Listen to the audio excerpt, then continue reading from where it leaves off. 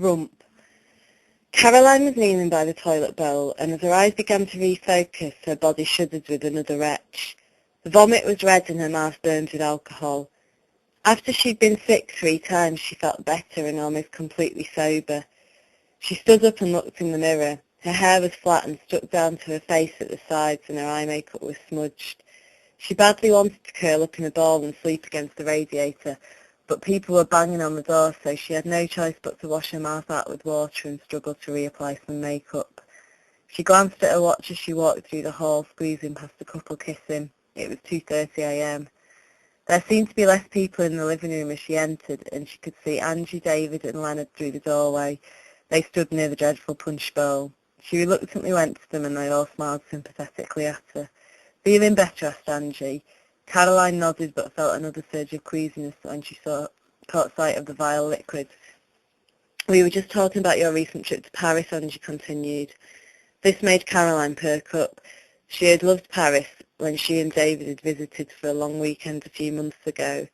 Leonard, who was slumped against the worktop, mumbled something about the French and started to tell David how he'd seen Arsene Wenger in a restaurant last week. "It was beautiful," said Caroline, and she began to tell Angie about the trip. It was the first conversation she'd enjoyed all night. Neither she nor David had visited Paris before, and they'd relished doing the tourist trail of the Eiffel Tower, the Louvre and Notre Dame. On their last afternoon there, they'd taken a walk around Montmartre and stumbled across a curio shop which sold all sorts of old artefacts, most too battered and insignificant to be called antiques. A tiny withered old man had eyed them suspiciously from behind the junk-laden counter, but they had nonetheless spent a good part of an hour rooting through the old books and ornaments, looking for last-minute presents and souvenirs. Caroline had seen the handbag hanging on a peg with scarves and hats. She had been drawn instantly to the pink warm material and the ornate clasp. It was only €7, a bargain. She was embarrassed to approach the stern-looking shopkeeper, being unable to speak much French and not knowing what the procedure was for purchasing such things. Should she barter, she'd wondered? In the end, she'd pushed the bag over the counter and fumbled around in her purse whilst the man wrapped the bag in tissue paper. She'd handed him a €10 note, to which he'd silently nodded and returned €3. Angie cooed and said she had been admiring the bag all night. It was so unusual. At this point, David and Leonard stopped talking about Arsene Wenger and stared at the bag too. "Is it normal leather? It feels quite strange." Angie had now taken the bag from Caroline and was stroking the pink material. "Well, I think so," said Caroline. She said she thought the bag looked as if it had been made in the 1940s or 50s. "Well, yes, it does feel like leather of some sort," mused Angie. Leonard sputtered. "I thought you could only get leather from cows," he slurred. David said he'd heard of pig's leather. They mused over the concept of pig's leather when suddenly Leonard cried out, "Maybe it's human," and chuckled. "Leonard," exclaimed Angie, taking her eyes off the bag and looking at him in horror, "don't be so disgusting."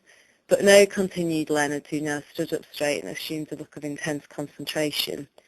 "Didn't you hear about those books they recently found in France, the ones that were bound in human skin? I saw a picture in the National Geographic, and I have to say the visual texture did bear a resemblance to Caroline's handbag." Caroline thought she saw David bite his lip and suppress a smile. She could feel herself turning bright red, her face prickling with heat. As Angie passed the bag back to Caroline, she noticed that she wiped her hand discreetly down her dress. "That's ridiculous," said Angie rather too cheerfully for Caroline's liking. There was an uneasy silence while Caroline fiddled with the bag, muffled by embarrassment. Leonard shrugged, poured himself another drink and stumbled off into the living room, shooting a sarcastic smile at Angie and leaving her raising her eyebrows in his wake. Caroline felt small and awkward. She swallowed, but her mouth was tight and dry. She turned to David and suggested that maybe they should go home soon. The desire to leave the party was overwhelming, to hear the apartment door shut behind them and for them to be alone in the cold corridor outside.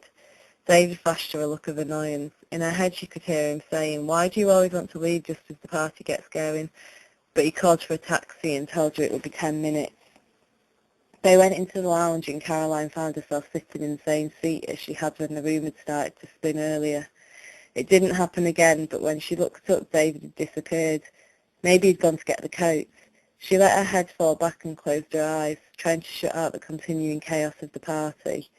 When she opened them again, after what must have been at least 5 minutes, David had still not returned. She decided to go and look for him. The door to the bedroom was shut, so she knocked. The door opened after a few seconds, and there were Angie and David. David had their coats over his arm. He smiled broadly at her.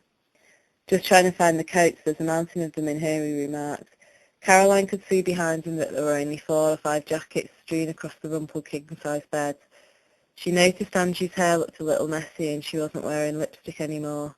She felt numb, as if a knife in her heart would cause no pain. As they stepped out into the cold corridor, the rumble of the party continued behind the closed door. David walked ahead of her down the stairs to where the taxi was waiting outside. He told the driver their address as they climbed in, and he turned to Caroline. "Good party, eh?" "Yes, it was okay," said Caroline. She felt worn out and sober, with a shrill ringing filling her ears. They sat in silence as the taxi pulled out of the car park and drove through the deserted streets, finally hitting the crossover. All of a sudden, Caroline tipped the contents of her handbag onto the seat and leaned forward. "Stop, please, driver, stop," she ordered. "Caroline, what on earth are you doing? We're on a bloody expressway." She ignored David and implored the driver to pull over onto the hard shoulder. He did so, probably fearing that she was going to be sick, quickly slowing down the taxi, making Caroline fall back into her seat.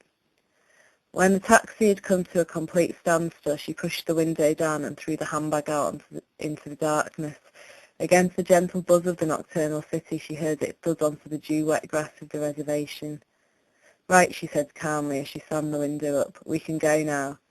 The taxi driver stared at her for a few seconds, then turned round, shook his head and restarted the engine. Soon they were off the crossover and passing through the streets near their home. David had said nothing since she'd made the taxi stop and was turned away from Caroline, as if looking out at the garish neon lights of the takeaway shops on the high street. Caroline could see his face reflected back in the window, and he was grinning stupidly, as if he'd heard some exceptionally good news.